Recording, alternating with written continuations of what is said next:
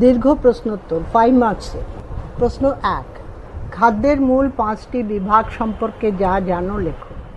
উত্তর, খাদ্যের মূল 5টি বিভাগ হলো 1, দানার শস্য ও তাদের দ্বারা প্রস্তুত খাদ্য। এই বিভাগে রয়েছে কার্বোহাইড্রেট জাতীয় খাদ্য সামগ্রী। তাছাড়া রয়েছে প্রোটিন, ভিটামিন বি কমপ্লেক্স এবং লোহা সমৃদ্ধ খাদ্য। এই বিভাগের খাদ্যগুলি থেকে মূলত তাপশক্তি পাওয়া যায়।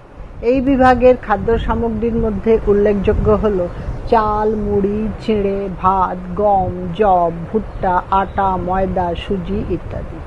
2 নম্বর, স্নেহ পদার্থ ও শর্করা বা মিষ্টি ও তেল সমৃদ্ধ খাদ্য। এই বিভাগে রয়েছে সর্বাধিক তাপন মূল্যযুক্ত স্নেহ পদার্থ ও কিছু পরিমাণ শর্করা। এই বিভাগ থেকে কিছু পরিমাণ ভিটামিনও পাওয়া যায়। এই বিভাগের খাদ্য সামগ্রীর মধ্যে উল্লেখযোগ্য হল ঘি, মাখন, মাছের তেল, চিনি, গুড়, মধু, দুগ্ধ শর্করা। 3 নম্বর, প্রোটিন সমৃদ্ধ খাদ্য। এই বিভাগে রাখা হয়েছে মূলত প্রাণীজ ও উদ্ভিজ প্রোটিন সমৃদ্ধ খাদ্য। এছাড়া কিছু অপপুষ্টির প্রকারভেদ এছাড়া কিছু পরিমাণ স্নেহ পদার্থ ও ভিটামিন। এই বিভাগের খাদ্য সামগ্রী হল পাঁঠার মাংস, মুরগির মাংস, মাছ, ডিম, বাদাম ও বিভিন্ন প্রকার ডাল। 4 নম্বর, দুগ্ধ ও দুগ্ধজাত খাদ্য। এই বিভাগে রাখা হয়েছে অতি উৎকৃষ্ট শ্রেণীর প্রোটিন ও ক্যালসিয়ামযুক্ত খাদ্য সামগ্রী।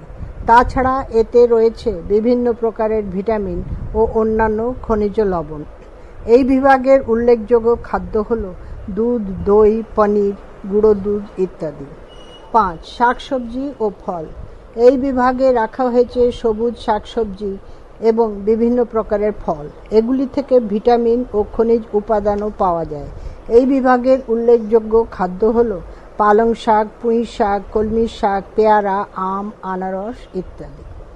প্রশ্ন 2, কার্বোহাইড্রেট বা শর্করার গুরুত্বপূর্ণ 4টি কাজ লেখো।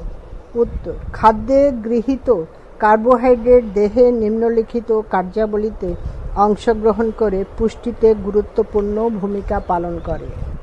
পেজ 176।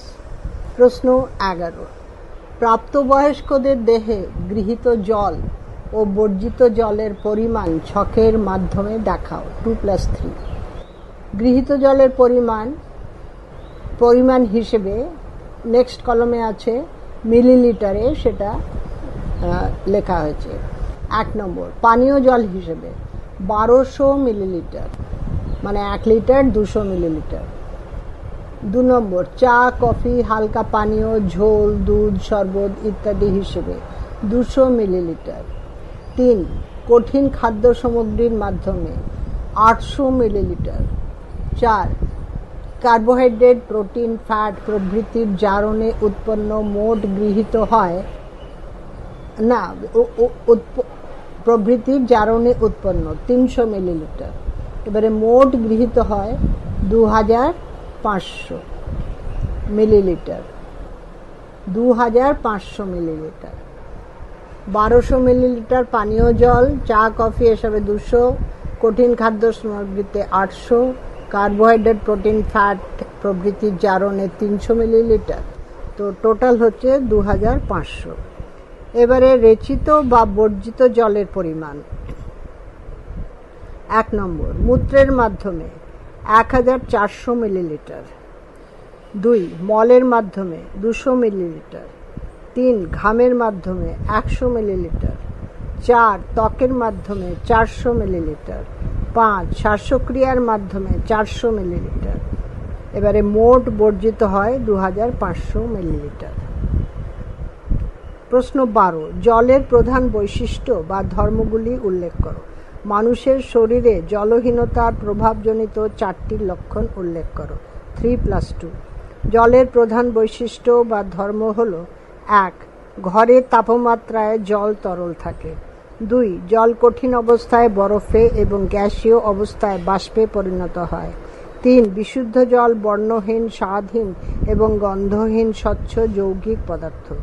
4, জল 0 ডিগ্রি সেন্টিগ্রেড উষ্ণতায় জলে বরফে পরিণত হয়। আবার 100 ডিগ্রি সেন্টিগ্রেড উষ্ণতায় ফুটে বাষ্পে পরিণত হতে শুরু করে। 5. জল জমে বরফে পরিণত হলে এর আয়তন বেড়ে যায়। 6. অন্য কোনো তরলের তুলনায় জলে বিভিন্ন বস্তু সহজেই গুলে যায়। মানুষের শরীরে জলহীনতার প্রভাবজনিত 4টি লক্ষণ হল: 1. পিপাসা বৃদ্ধি, 2. দেহের উত্তাপ বৃদ্ধি, 3. রক্তচাপ বৃদ্ধি, 4. স্নায়ু ও পেশিকোষের দুর্বলতা ও অবসাদ।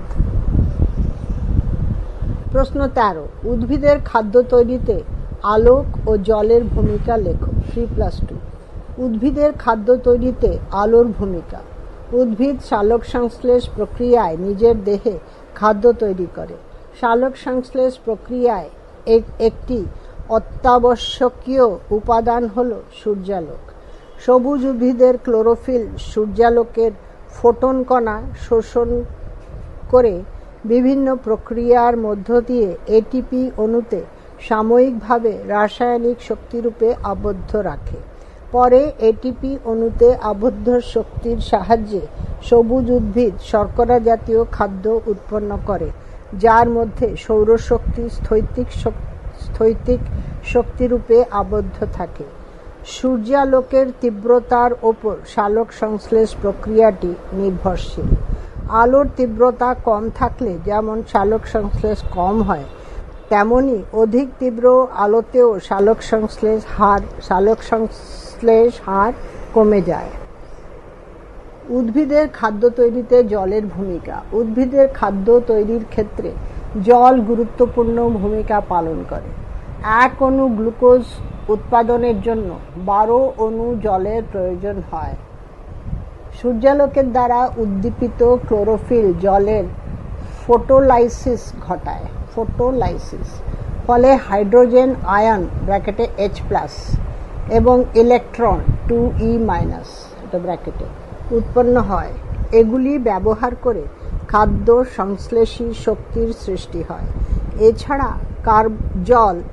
জল কার্বন ডাইঅক্সাইডের বিজারণ ঘটিয়ে শর্করা তৈরিতে অংশ নেয়।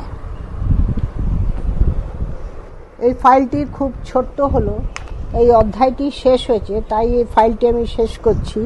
পরের অংশ পরের ফাইলে হবে। পেজ 176 শেষ করলাম।